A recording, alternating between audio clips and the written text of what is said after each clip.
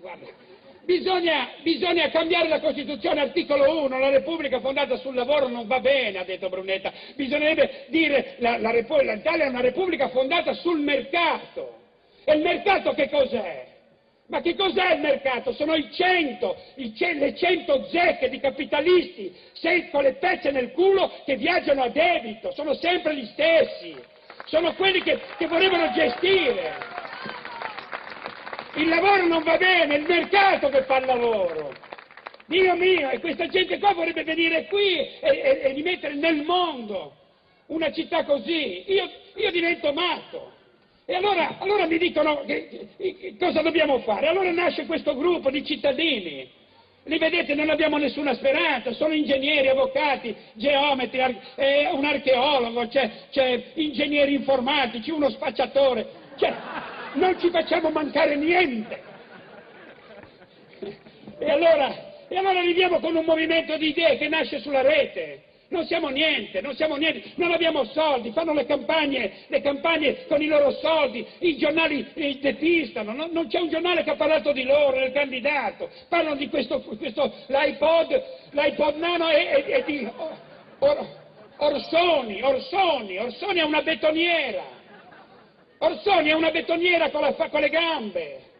Loro quando parlano di lavoro parlano di cemento, di grandi opere, di fargli una come si chiama? Una sublagunare. Parlano che cosa? Fai il lavoro con le grandi opere, ma le grandi opere si fanno a debito. A debito, non c'entra niente il lavoro, a debito. E noi siamo il paese più indebitato d'Europa. Altro che Grecia, spezzeremo le reni alla Grecia. Le reni alla Grecia, noi siamo in dialisi, quale reni? Abbiamo 4 volte il debito della Grecia, 4! Stiamo superando 1800 miliardi! 1800 miliardi di debito! Cazzo, te che stai lì, che te ne batti i coglioni, che prendi la tua pensione! E che cazzo! 1800 miliardi, vuol dire che ogni anno aumenta dell'interesse, è progressivo il debito, vuol dire che abbiamo pagato interessi pari a 1,5 miliardi ogni 2 giorni. Dove vai? Se il debito aumenta e gli introiti fiscali diminuiscono del 4%, dove vai? Siamo falliti e non ce lo dice nessuno. Siamo falliti, facciamo operazioni sconce e ci copiano, cazzo ci copiano. Facciamo lo scudo fiscale. Facciamo un'operazione di tintoria di soldi, di 'ndrangheta, di mafia, di soldi sporchi di sangue, il 5%, anonimo, va bene così. Guarda che concorrenza facciamo tra i nostri imprenditori. Un imprenditore regolare che ci ha pagato le tasse per il 50%, che è stato onesto tutta la sua vita, il suo concorrente invece i suoi soldi ci paga il 5%. Questa è la legge della domanda e dell'offerta, è la legge del mercato di Brunetta.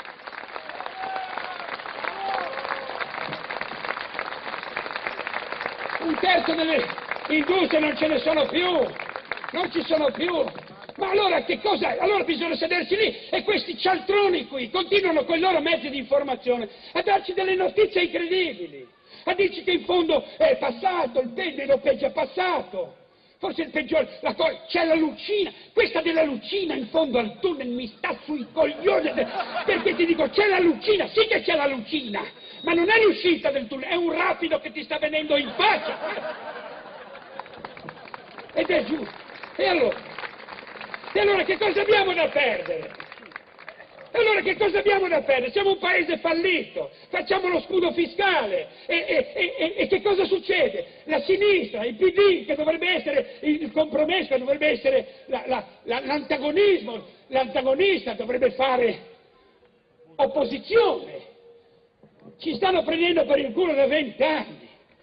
Il PD, madonna, c'era la votazione dello scudo fiscale, non sono andati a votare.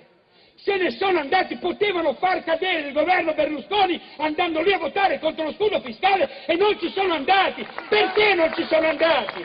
Perché i soldi ce l'hanno loro dall'altra parte della frontiera. E poi cosa fanno? Poi vanno al Nobi Day a protestare contro Berlusconi. Basta queste prese per il culo. Basta. Opposizione non ce n'è mai stata in questo paese, sono due comitati d'affari, PDL, PD-L, UDC, Unione dei criminali, Unione dei condannati, dei carcerati, Unione dei carcerati. Quindi che cosa abbiamo da perdere? Dio mio! Allora questo movimento nasce con la rete è uno strumento nuovo, sta cambiando, i grandi cambiamenti, vedete, avvengono con l'indifferenza della gente, non ce ne accorgiamo, eppure avvengono nei piccoli centri, nelle piccole città, nelle regioni, da gente come voi e me, avvengono così, 80 agricoltori negli anni 70 in Cina decidono di vendersi i loro prodotti al libero mercato, rischiando la pena di morte, funziona e cambiano la Cina di Mao, diventa una Cina capitalistica.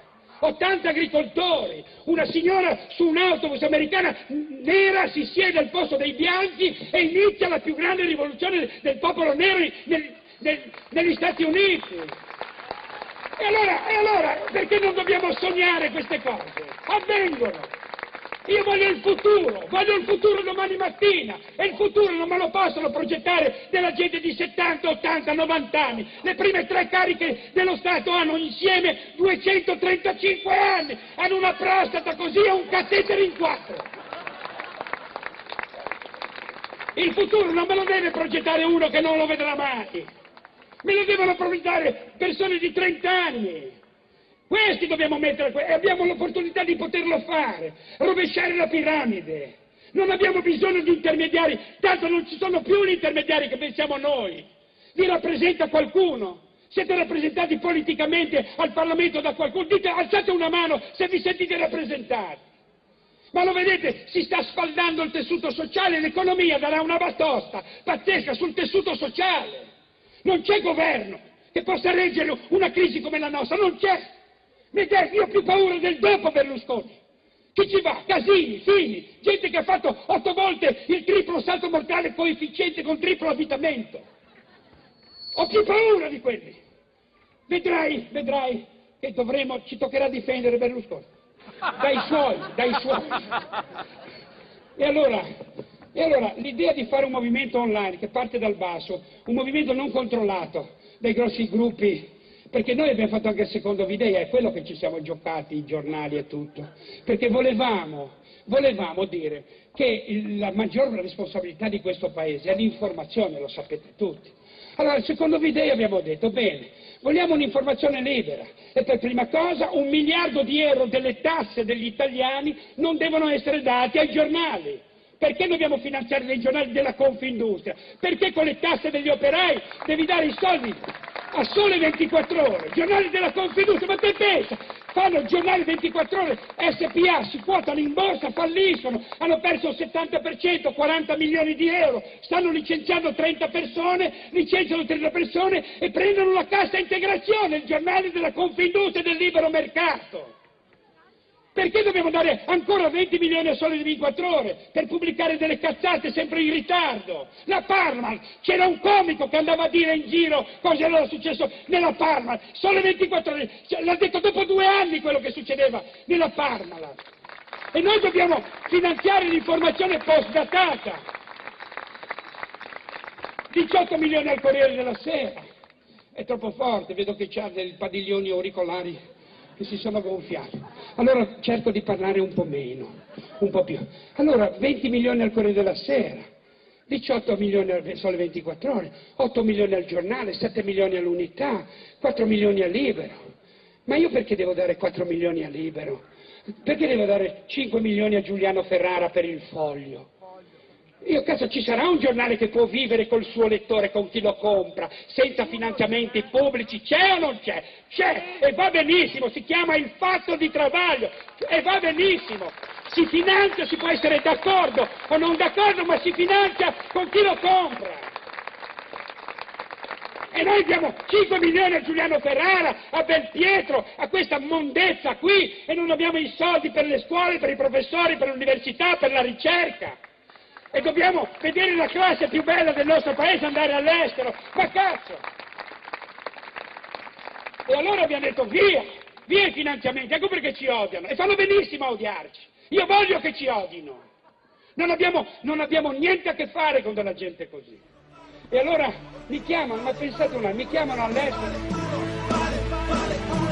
Siamo un partito, non siamo una casta.